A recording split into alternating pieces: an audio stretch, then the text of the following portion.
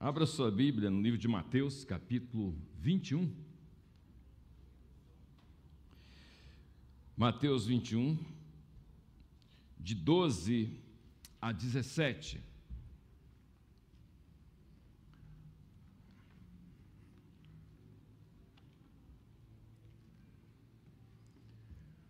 Mateus 21, de 12 a 17. Tendo Jesus entrado no templo, expulsou todos os que ali vendiam e compravam. Também derribou as mesas dos cambistas e as cadeiras dos que vendiam pombas. E disse-lhes: está escrito, a minha casa será chamada casa de oração. Vós, porém, a transformais em covil de salteadores. Vieram a ele no templo cegos e coxos, e ele os curou. Mas vendo os principais sacerdotes e os escribas as maravilhas que Jesus fazia, os meninos clamando: Hosana ao filho de Davi, indignaram-se e perguntaram-lhe: ouves o que estão dizendo? Respondeu-lhe Jesus: sim. Nunca lestes da boca de pequeninos e crianças de peito tiraste perfeito louvor? E deixando-os, saiu da cidade para Betânia, onde pernoitou. Amém, amados?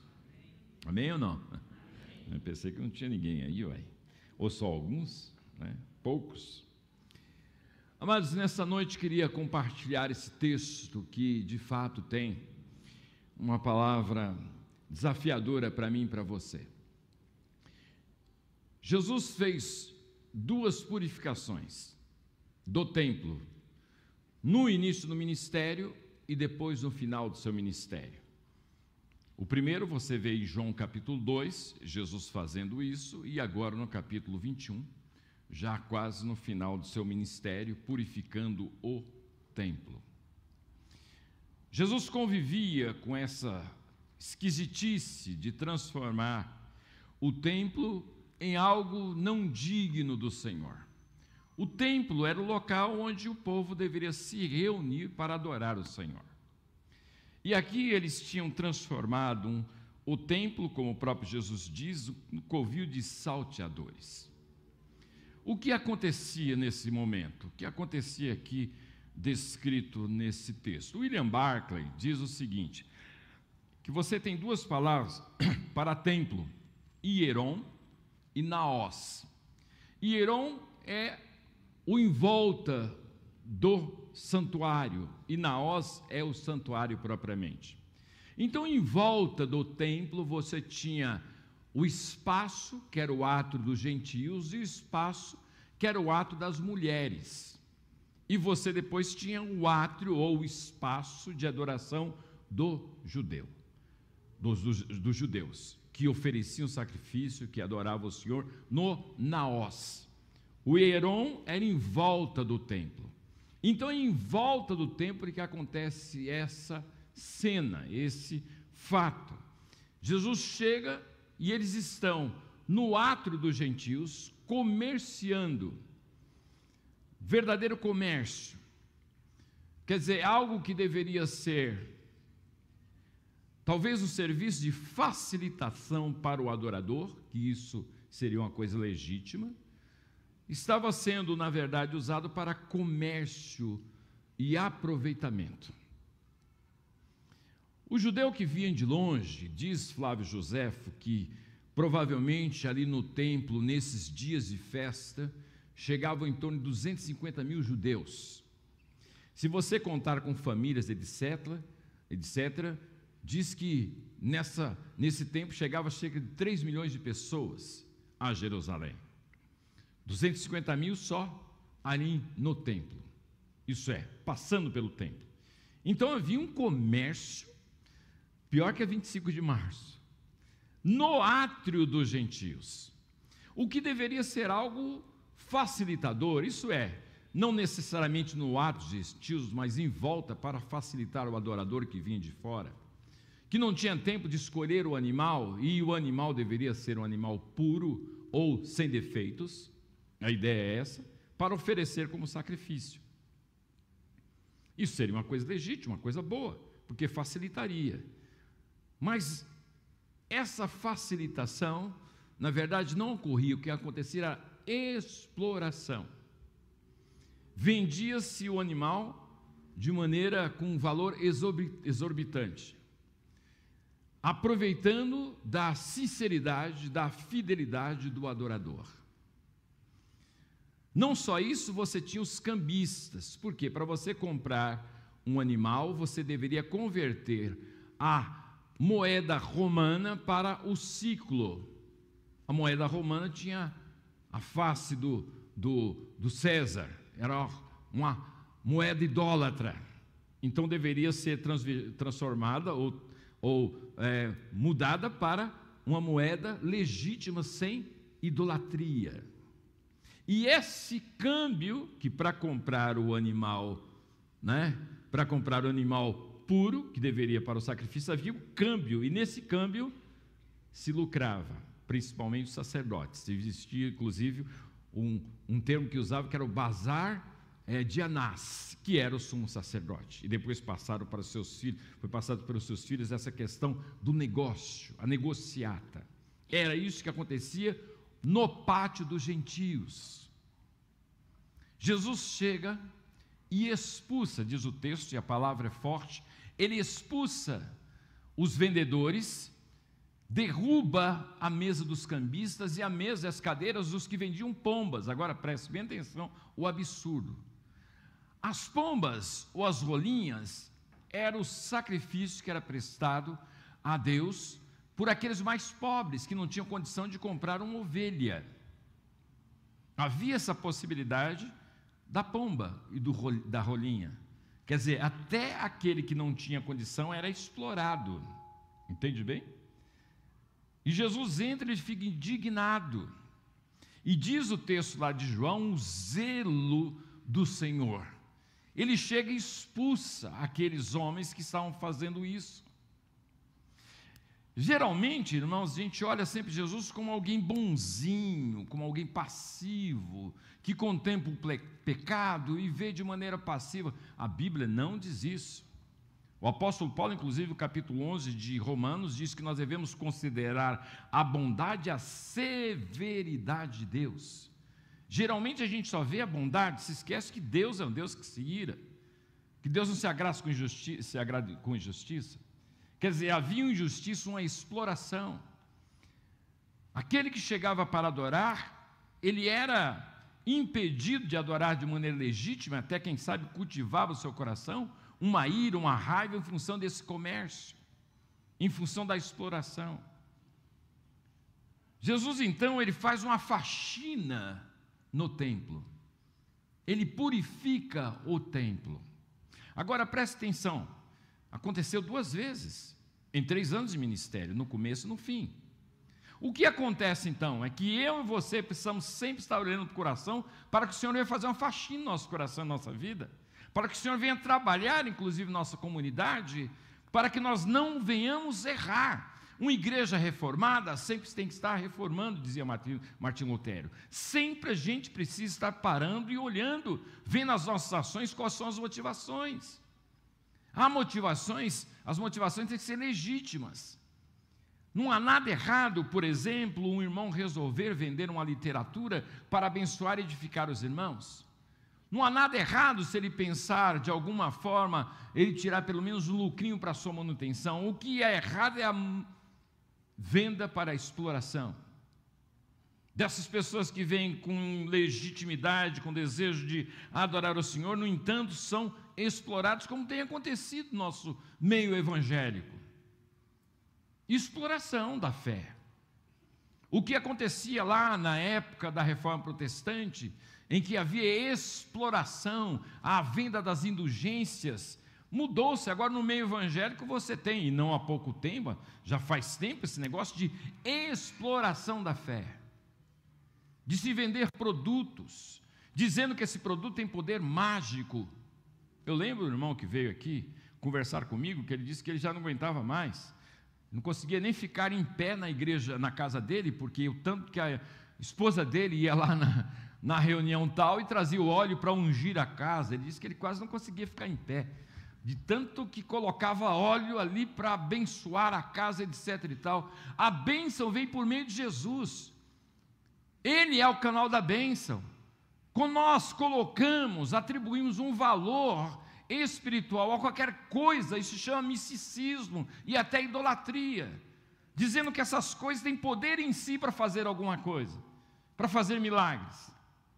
Essa questão da oração dos pastores que vão lá no monte, 318 pastores que vai levar a sua oração lá no Monte das Oliveiras, etc. Irmão, isso é misticismo. A palavra diz o quê? Que Deus procura verdadeiros adoradores que adorem em espírito e em? Onde? Qualquer lugar. Qualquer lugar é digno. Qualquer lugar, não existe sacralidade, não existe lugar santo. Todo lugar é santo para aquele que tem comunhão com o Senhor.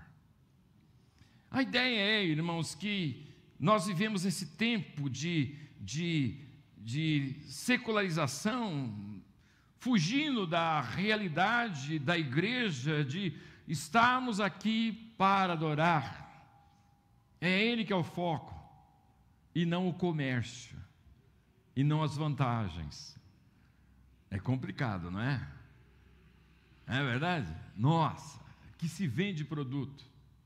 O óleo lá de Jerusalém, qual a diferença aliás, o azeite de lá, qual a diferença do azeite de cá? Porque lá, né? Esse azeite, né? Eu tenho uma irmãzinha aqui na igreja que contou um caso bem interessante, que ela frequentava uma dessas igrejas, que disse para ela assim: olha, meio-dia da segunda-feira, você pega esse sal e joga no terreno da sua casa.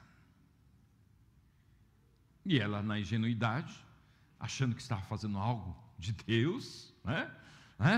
Ela pegou e jogou o sal. A cunhada viu e falou: está fazendo macumba na minha casa? É isso daí? E não sei o que. Eu sei que parar na delegacia. Começou com sal para abençoar, terminou na delegacia, brigando com a cunhada. Graças a Deus que as duas são membros dessa igreja hoje. Onde tem na Bíblia esse negócio? Eu lembro que anos atrás fazia esse propaganda de tanta coisa, inclusive shampoo ungido. Não é para você que tem cabelo seco.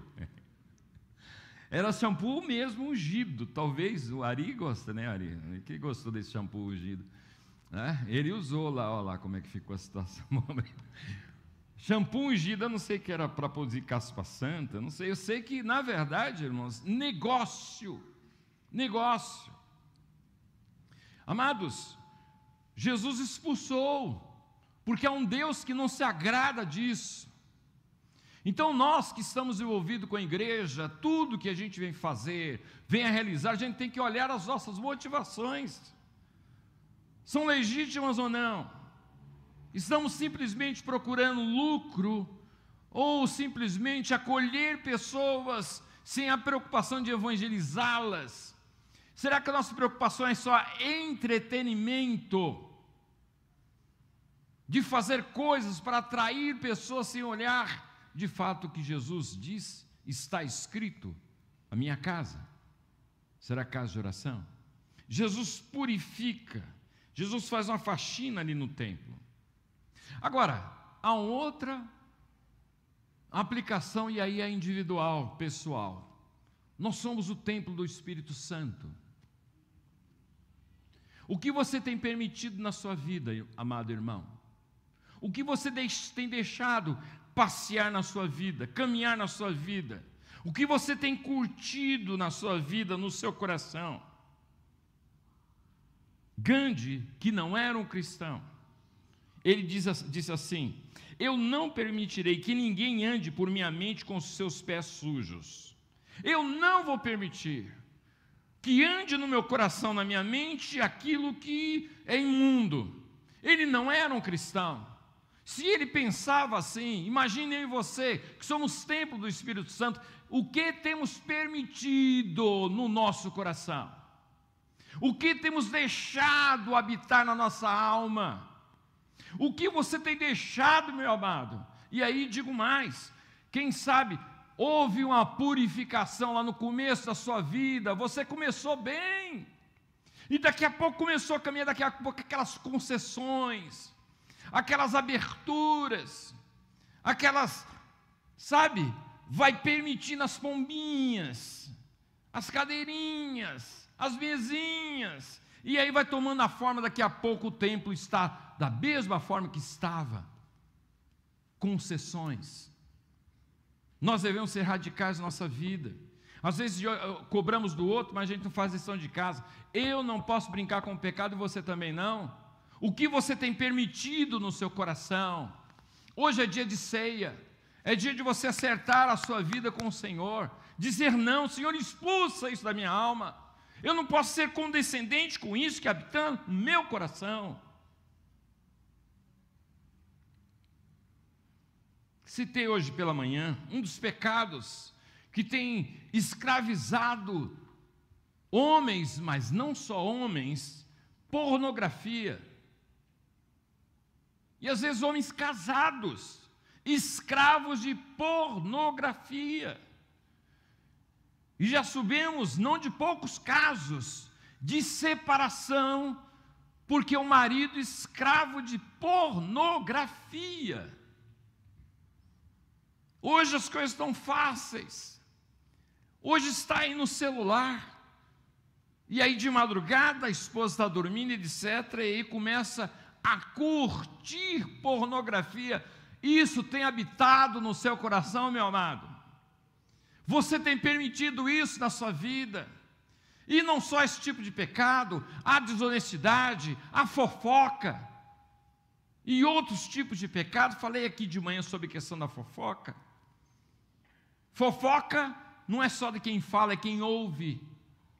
Diz que a palavra fofoca, ela vem de um termo africano, que a ideia é remexer. Vai se mexendo para tirar o lixo, você está entendendo? O que é sujo. Nunca se fala de coisas virtuosas, mas começa a pegar aquilo que é esquisito e começa a se deliciar nas conversas com o outro em função de fraquezas. E é uma desonestidade, porque você tem que falar para a pessoa. Fofoca pode ser até verdades que você diz, só que diz para a pessoa errada. Você tem que falar com a pessoa. E às vezes a gente tem fofocas espirituais, né? Aqueles irmãos consagrados. Estou compartilhando para você orar. Até parece. Fofoca. E só vê o lado ruim. Só vê fraquezas. Só vê coisas que não prestam. Se delicia nisto. Diferente do Deus que nós cremos, que olha virtudes. Isso é lindo. O Pedro que negou, ele não ficou conhecido como Pedro negador, mas como Pedro apóstolo. O Sansão, que foi escravo da sensualidade durante todo o seu ministério, que se arrepende no final e muda de vida, ele é conhecido como também junto na galeria dos homens que testemunharam graça e poder do Senhor, lá, Hebreus capítulo 11, heróis da fé. A gente só vê o pecado de Sansão, e a gente não vê que Deus vê virtudes. Os homens vê fraquezas e se delicia nisso. Não é verdade? Principalmente alguém que mantém uma caminhada de seriedade, tenta manter uma postura, coitado se ele errar. Enquanto ele está praticando coisas boas, quase não existe fala, mas quando ele erra, nossa, você viu, e aí se delicia em falar da fraqueza do outro, remexendo. Será que isso habita no teu coração? Será que habita na sua vida? Hoje é dia de pedir para o Senhor: Senhor, faz uma faxina na minha alma, Senhor, faz uma faxina no meu coração, eu não quero curtir mais isso, chega, dá um basta, Quanto tempo você ainda vai continuar praticando às escondidas esse pecado? Que você acha que ninguém sabe. Você acha. Não há nada oculto que não há de revelar-se. Uma hora você vai pagar mico. Se você não acerta com Deus, na honestidade do seu coração, e assuma a postura dizendo: Senhor, muda o meu coração, muda a minha vida, e acerta a sua caminhada com Ele. Se você não faz isso, um dia você vai pagar mico, passar vergonha, porque não há nada oculto que não há de revelar-se. O pecado endurece o coração. Em um momento você está escondendo, daqui a pouco já não existe mais essa vergonha de esconder. Daqui a pouco você fica descarado e começa a defender aquilo que é esquisito, que é desonroso. Já viu como funciona isso? Coisa vergonhosa, em vez de ficar corado de vergonha, a pessoa começa a defender um negócio desse. Uma prática esquisita. Você é templo do Espírito Santo. Espírito Santo, se de fato Jesus habita o seu coração, se de fato você é de Deus, se de fato Jesus é o Senhor, hoje é dia de acerto. Senhor, faz uma faxina no meu coração. Senhor, abre o meu coração. Senhor, não quero mais viver isso. Ponto. Declaro guerra a isto. E não ser passivo, se deliciar, se acomodar a algo que você sabe que não agrada a Deus. Se não agrada a Deus, agrada a quem? A você, que está em parceria com o maligno, e ele veio matar, roubar e... Você já pensou você contribuir com isso? Você já pensou você alimentar isso? Destruição. Você já pensou você alimentar a ruína da sua própria vida? Mas que loucura! Pois é, o pecado é loucura. O pecado é isso, é coisa doida. É coisa doida. Hoje é dia de faxina. Olha para o teu irmão e diz assim: hoje é dia de faxina, irmão. Hoje é dia de faxina. Jesus purificou o templo. Jesus quer purificar esse templo. O seu coração, o meu coração, se abrir o coração e permitir que Ele faça isso. Aí Jesus, depois que purifica, Jesus disse que a casa dele deveria ser conhecida como casa de oração, casa da comunhão com o Senhor, casa que deveria ter esse espaço, essa abertura, esse estímulo, essa facilidade de orar. Não era isso que estava acontecendo. O gentio chegava ali, e se ele quisesse aprender alguma verdade a respeito de Deus, aprofundar o seu conhecimento de Deus, até conhecer ao Senhor nesse átrio dos gentios, era comércio. Desviou o propósito.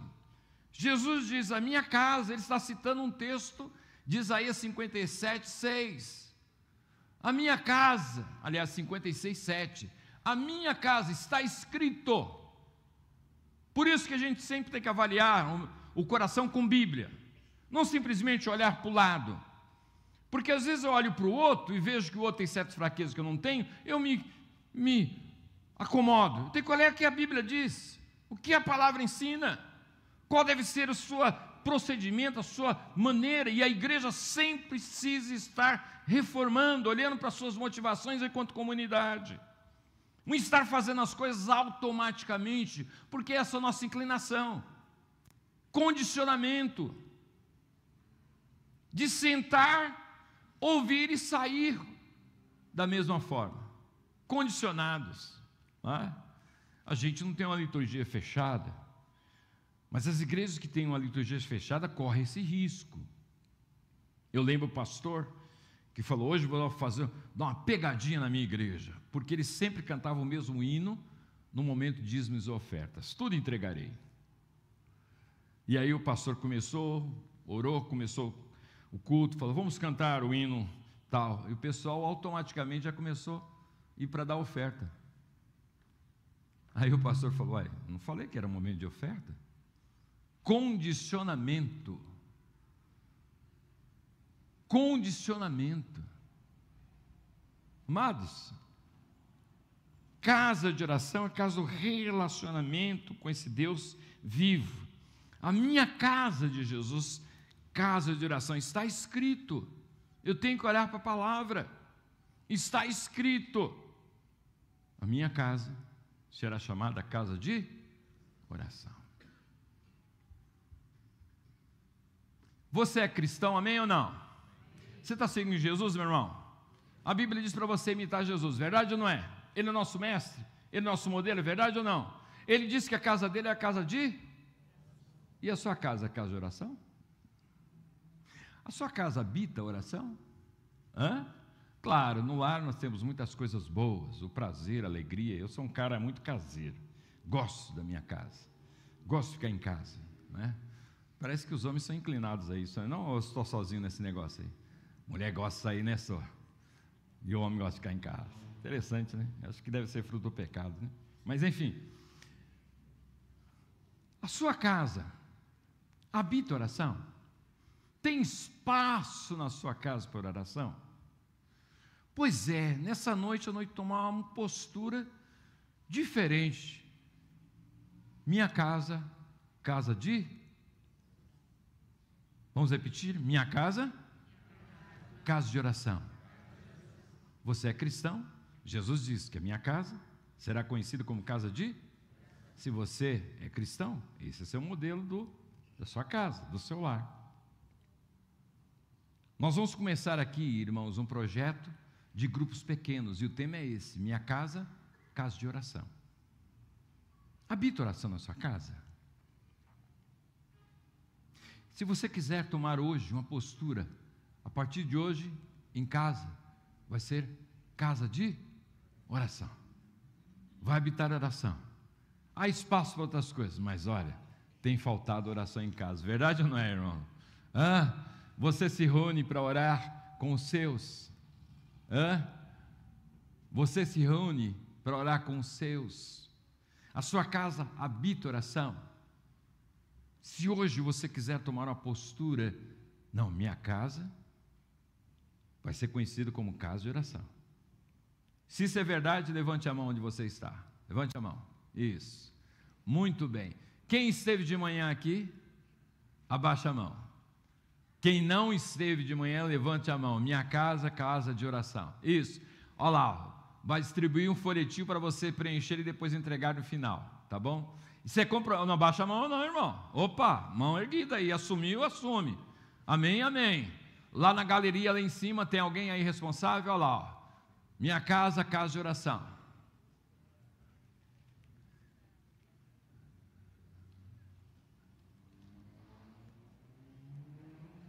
Você preenche e no final você entrega. Por quê, irmãos? É possível, se você permitir, que na tua casa tenha um grupo, um pequeno grupo para orar. Você fala, mas minha casa, pois é, sua casa, casa de oração ou não? E diz o texto lá em Marcos capítulo 11, que Jesus cita o texto lá de Isaías, casa de oração para todas as nações.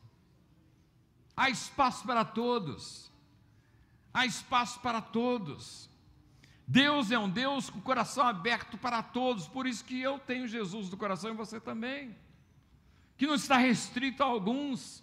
Então eu quero que a minha casa seja casa de oração também para os outros, também para o vizinho, também para o meu amigo. Eu quero convidá-lo para ele participar da oração, né? E às vezes seu amigo fica esperando isso, né, sabendo que você é crente, né?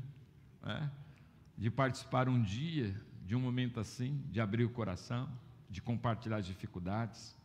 A minha casa, casa de oração. Vamos imitar o Senhor. A minha casa, casa de oração.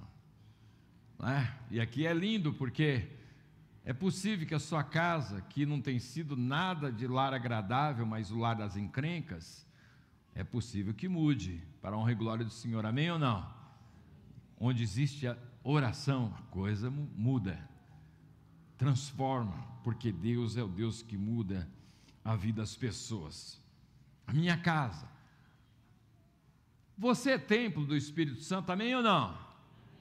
Tem habitado oração na sua vida? Tem habitado oração na sua vida? A Bíblia diz assim: orai sem cessar. Algumas igrejas ensinam que orar é só de joelho. Uma delas, pelo menos, a gente sabe. A Bíblia não diz isso. Imagina orar sem cessar, ficar ajoelhado aí, de manhã, tarde e noite. Isso não existe. A Bíblia ensina a orar sem cessar. O que significa isso? Significa que, de fato, eu posso ter momentos a sós com Deus na minha vida, mas eu posso continuar com o espírito devocional. Isso é, tudo que chega à minha cabeça, todas as informações que chegam a mim, eu levo para Deus. Eu oro. Soube de um desastre, em vez de ficar apavorado, eu oro. Soube de uma dificuldade, eu oro. E orar sem cessar é justamente isso. Tudo que chega a você, leva para Deus, interceda, fala com Ele. Também,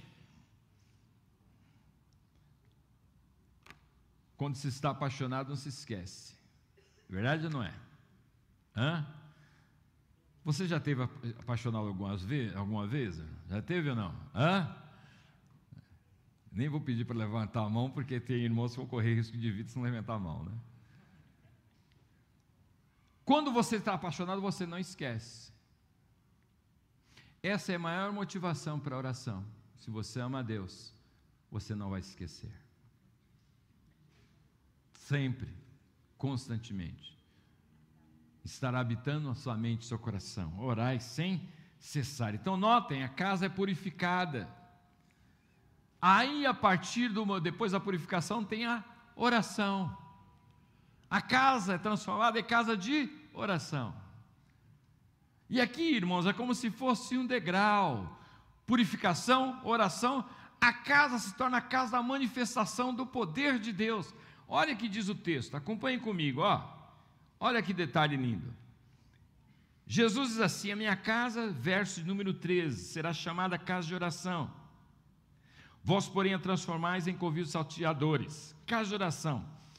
Verso 14, vieram a ele no templo, cegos e coxos, e ele os curou. No templo. O templo foi purificado, chegaram aqueles que tinham carências e necessidades. Foram curados no templo. Havia um impedimento para que não houvesse manifestação do poder de Deus. Havia um impedimento que era a imundície que estava acontecendo no templo. Jesus fez uma faxina, e Jesus declara que ali seria casa de oração. O que acontece? Ali se torna casa da manifestação do poder de Deus. Cegos e os coxos chegaram ali e foram curados. Por que será, amados, que nós não temos manifestações de cura? Será que Deus não cura mais? Ou será que imundície tem impedido e a falta de oração tem impedido a manifestação do poder de Deus? Na nossa igreja, vamos falar em termos de igreja, né? A gente não falar dos outros, mas falar da nossa comunidade.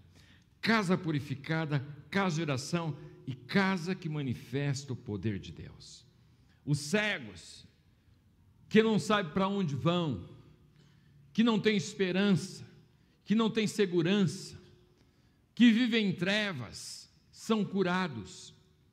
Os coxos são deformados pelo pecado, deformados pelo desespero, deformados sem esperança, deformados, sei lá qual tipo de deformação, são curados.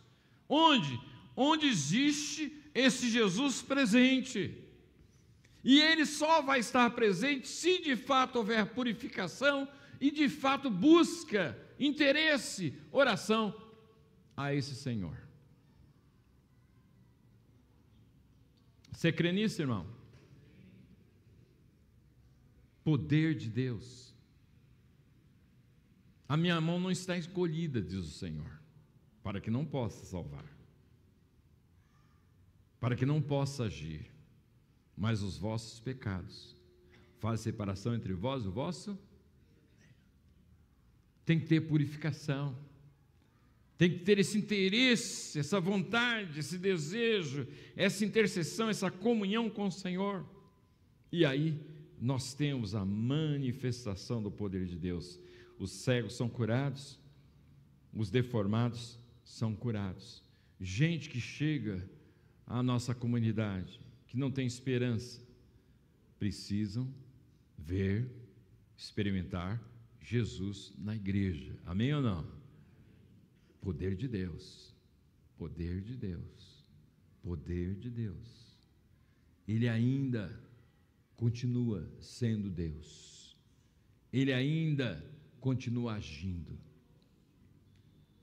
Agora, em termos individuais, pessoais, o Evangelho é o poder de Deus. As pessoas precisam ver o Evangelho na sua vida, meu irmão.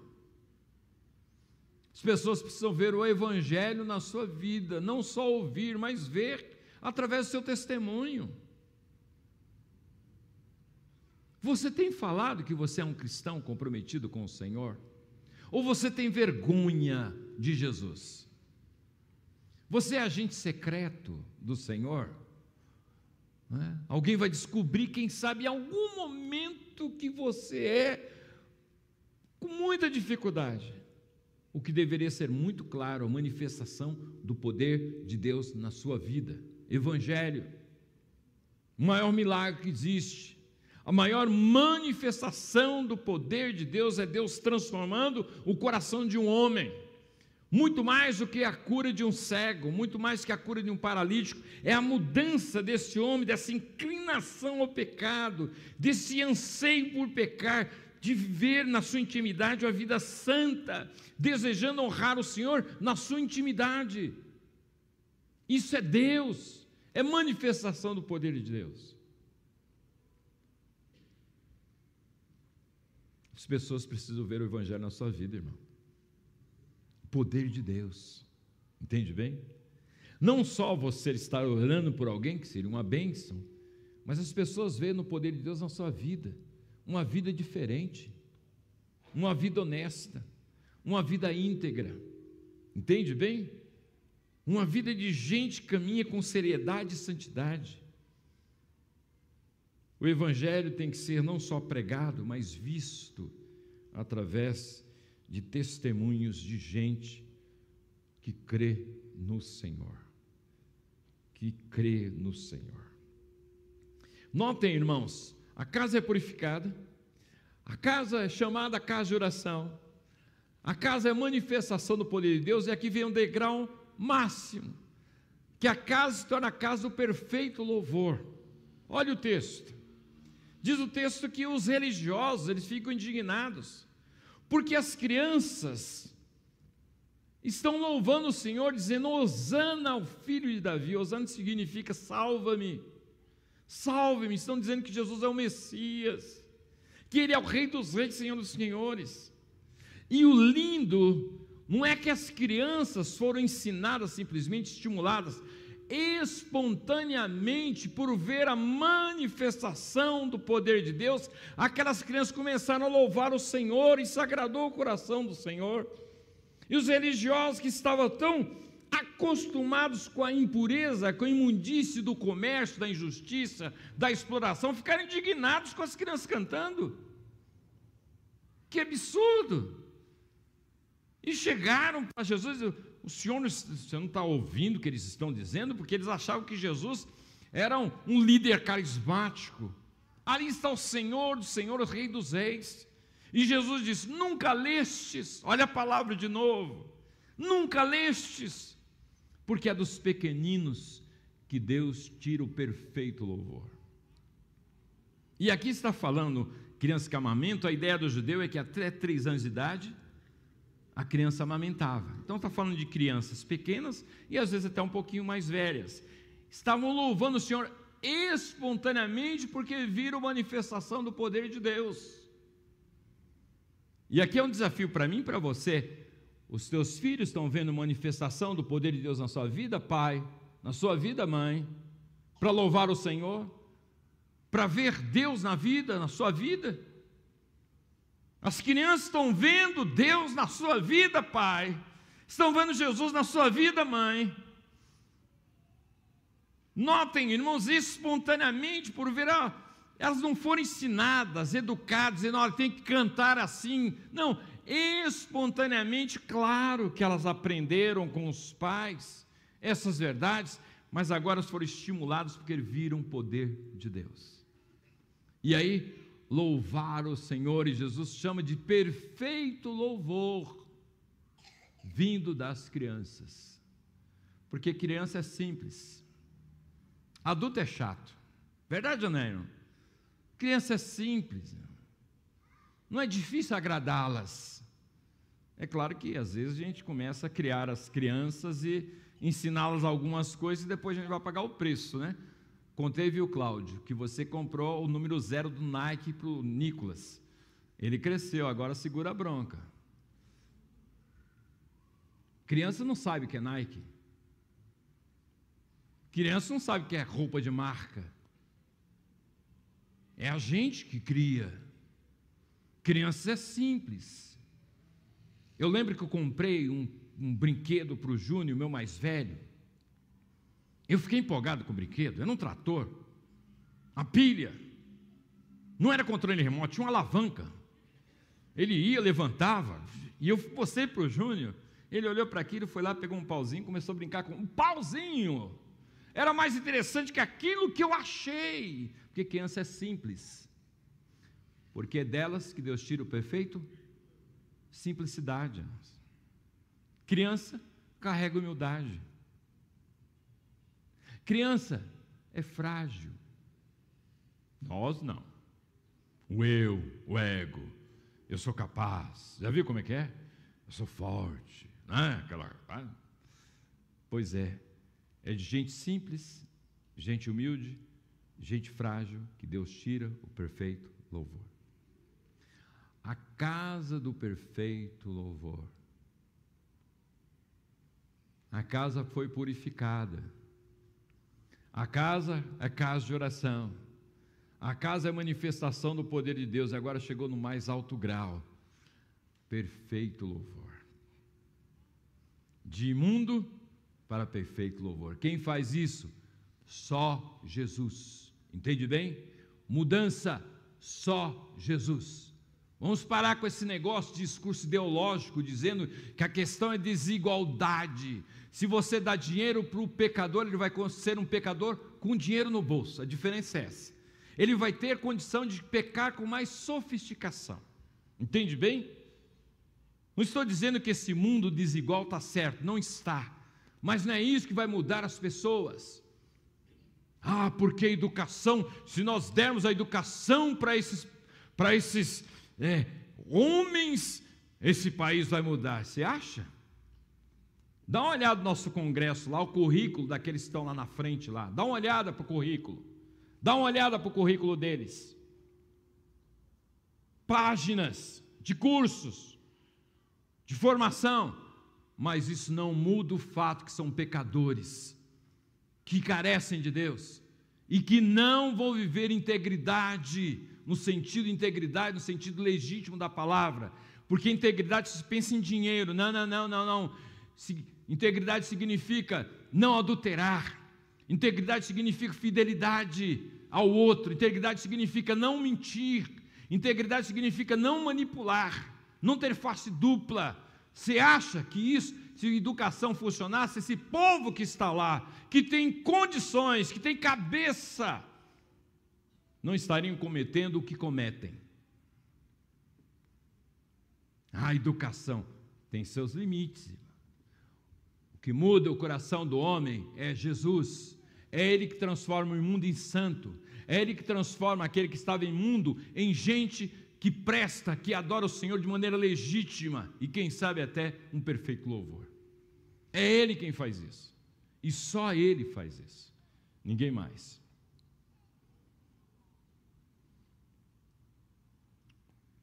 Um amado que era cachaceiro, bebia, lá em Minas chama goleiro, tomava gole, né? Bebia. encontrou Jesus, Jesus mudou a vida dele. E ele estava passando na rua que outrora ele era frequentador de um boteco. Ô, fulano, vem cá. E ele corajosamente foi. Você é crente agora? Sou. Jesus mudou a minha vida. Ah, para com isso. Então você crê que Jesus faz milagre? Creio. Você acredita mesmo que Jesus transforma água em vinho, transformou água em vinho? E ele disse: creio, porque Jesus transformou cachaça em comida na minha casa. Quem é que faz isso? Jesus. Só Ele. Então vamos parar com esse discursinho ideológico de deixar o evangelho de lado e simplesmente pensando que questões sociais, tudo bem, tem limites. Quem muda o coração das pessoas é Jesus. Se a gente puder melhorar a vida do outro, que façamos. Mas lembre-se, não é isso que muda o coração das pessoas. Não vamos trocar o evangelho que transforma por achar que simplesmente dando condições sociais melhores vai resolver. Não. É só Jesus. É só Jesus. É só Jesus. Amém ou não? Eu não estou dizendo que a gente não deva se preocupar com isso, de cuidar de gente, é verdade. Mas a gente não pode esquecer. Você dá o pão para o camarada, mas se ele não conhecer o pão da vida, ele vai ter fome de novo. Se você não transformar, se ele não crer em Jesus, ele vai continuar sendo um pecador, escravo do pecado.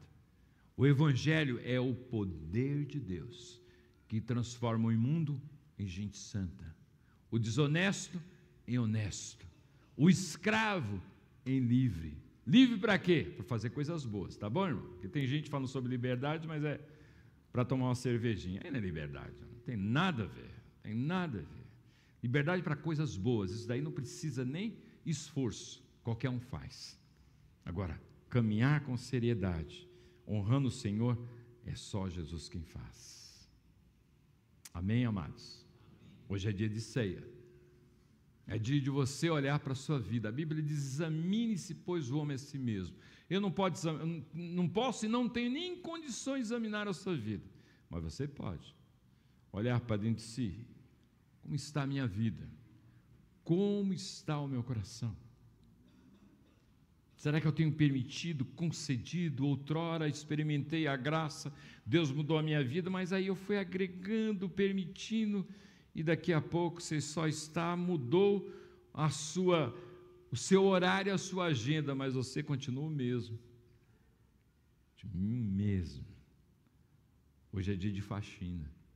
Examine-se, pois, o homem a si mesmo, e assim participe da ceia do Senhor. Dá uma olhada no seu coração. Senhor, expulsa esse negócio da minha vida. Não dá. Eu quero ser essa casa do perfeito louvor. Eu quero ser essa casa que se manifesta o poder de Deus. Mas só é possível se houver purificação, comunhão. Aí sim, é possível. Com Ele no centro. Sem mim, nada podeis fazer. Amém, amados? Vamos abaixar nossa cabeça, vamos orar. Se Deus falou ao seu coração, se Deus falou ao seu coração, é você que responde a Ele. Eu queria que você ficasse em pé onde você está. Você estará dizendo ao Senhor: Senhor, eu quero sair do comodismo. Você está sentado bem acomodado. Em pé você toma uma posição de enfrentamento. Nessa posição de enfrentamento, você está dizendo ao Senhor: Senhor, purifica meu coração, faz a faxina na minha vida. Eu quero ter essas bênçãos na minha vida. Eu quero ser casa de oração. Eu quero ser casa de manifestação do poder do Senhor. Eu quero ser uma casa pura. E eu quero prestar esse louvor perfeito ao Senhor.